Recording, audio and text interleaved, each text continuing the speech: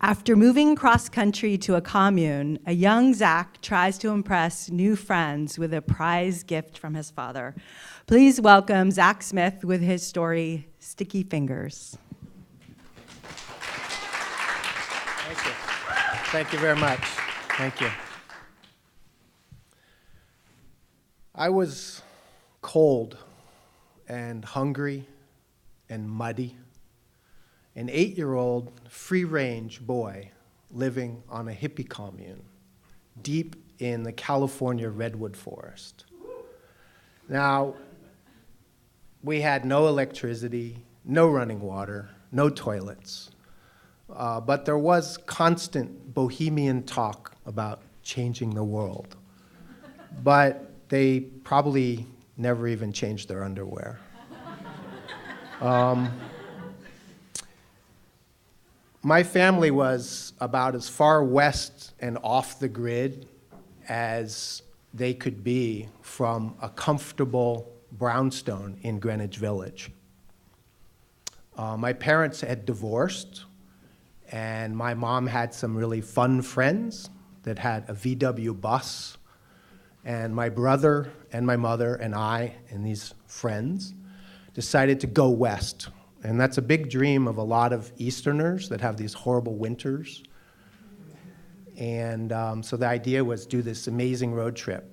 And on the way, we met some musicians that knew some people that knew some people that knew about this crazy place in the forest called Star Hill Academy for Anything. Now, it was also called The Mill, because it had been a sawmill decades earlier, a huge sawmill.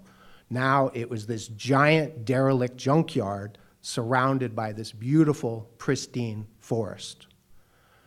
That was my new home. It was interesting. The junkyard was like a jungle gym, and I always had tools on me, and I was always taking things apart. And most of my friends at that time, because there weren't any children my age, were adults. So I learned how to use a torch and cut metal and drill things and use a drill press.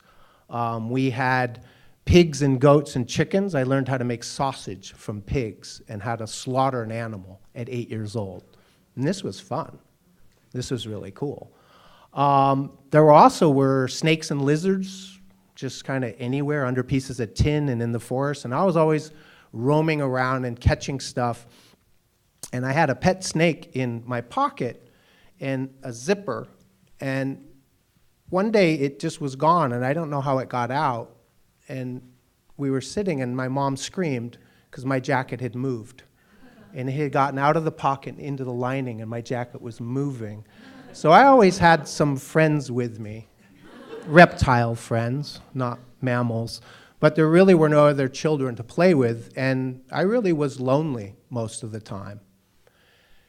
Until one day, Kira Brennan arrived. Now, the Brennan family was, I guess they were maybe a little bit alternate kind of a family. They were teacher, kind of bohemian types. But when they arrived, the first thing that struck me about them is how clean they were. And their clothes were new, and they didn't have patches. And I can remember when I met Kira, first thing I noticed was a smell of fresh soap coming off of her. And that's an amazing thing. Yummy. And she had this shiny blonde hair and this little twinkle in her eye and this kind of mischievous grin. And her teeth were really clean, like there was no plaque, and they were white. It was just, I don't know, I wasn't used to that anymore. So obviously, I was smitten with her. I fell in love almost instantly, and I wanted to impress her, and I knew how I could do that. So I invited her. I said, I want to show you something. Come, come, come. And I took her into this huge shed that had this giant bandsaw cutting machine for cutting giant logs, and all this stuff was rusty, and it was full of sawdust. And I said, come, come, come. And I reached my arm up into this sawdust, and it's scratching my arm and up into like where the blades were until I felt something, and it was this bag, this nice cloth bag. And I pulled it out, and I said, check this out.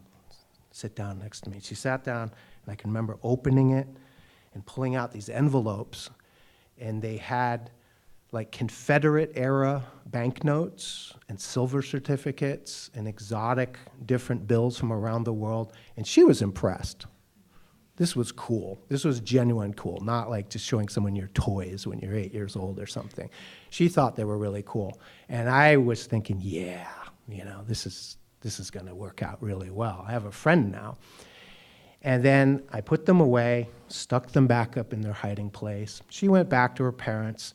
And a couple hours later, I just kind of thought, I'm just going to check on my stuff. And I went back up there and shoved my arm up in there, and there was nothing there.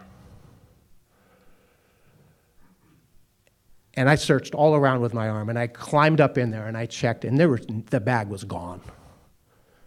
And what that bag, to me, was the only thing that I had brought with me from New York when we had moved. My father had given me some of those bills, and I didn't see my father that often.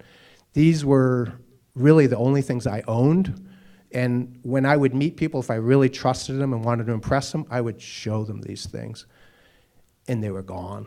And I couldn't believe they were gone. I mean, I pulled all the sawdust out, looked everywhere, they were definitely gone. And it was just a horrible feeling. I could not believe it. And then, in my mind, it flipped, and immediately I realized what had happened. Kira had stolen them. I was furious. I was so angry at her for doing that. This angel, this beautiful girl that I had just met, that was going to be my best friend, had just ripped me off. And I knew that she had done it. There's no way anybody else could have done it. So I went to the grown-ups, and I pushed, and I sweared, and I said, she's got to give it back. She has to force her to do it. I mean, I was just, a little kid, but I was like telling them all what to do. And they pretty quickly reacted. And I remember her parents brought her forward and kind of pushed her up towards me, and she came up to me and reached into her pocket, and then just like this. And the bills were all crumpled up. Some of them were torn. And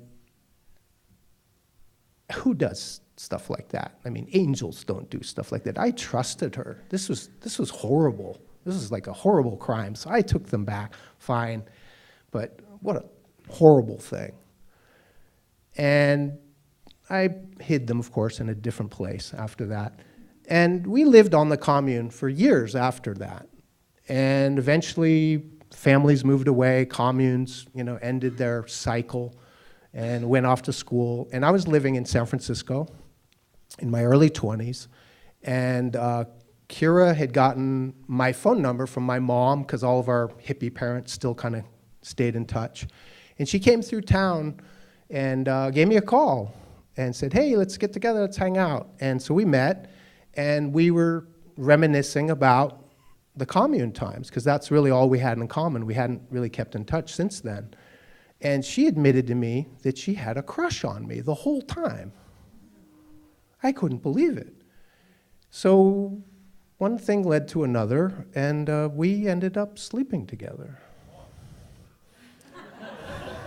Yeah. But I hid my wallet.